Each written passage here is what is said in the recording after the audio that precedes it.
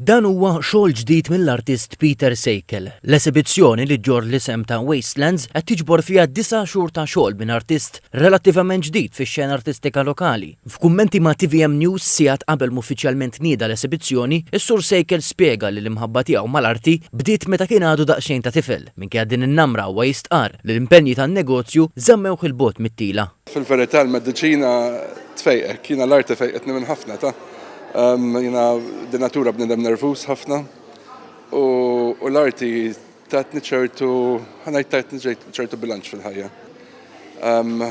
Kont nħobba minn dejjem tfal, però the better part of 35 years ma nagħmel xejn, ġifieri kont involut fil-negozju u kif għattint jina bdejt very early, bdejt minn negozju għalli ieħor ma l-iżjed mbagħad waqgħet fid-dinja tal-farmaceutika.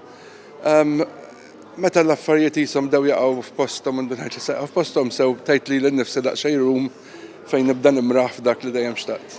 Dan ix-xogħol ġdid tiegħu huwa msejjes fuq tekniċi meqjusa aktar konvenzjonali. Fejn qabel kon nuża ħafna inka u forsi anke affarijiet bħal bleach u ammonia.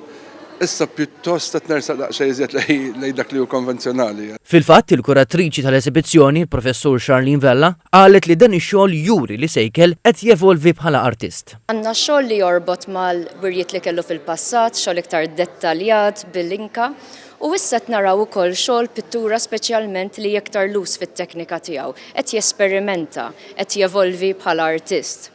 Bħala tema wkoll qed narawh jara xi ħaġa differenti fil-pajsaġġi. Il-pubbliku jista' jsegwi mill-qrib l-aħħar xogħol tal-artist Peter Sejkel f'Urja Miftuħa ġewwa l-Lukanda Fenixxja.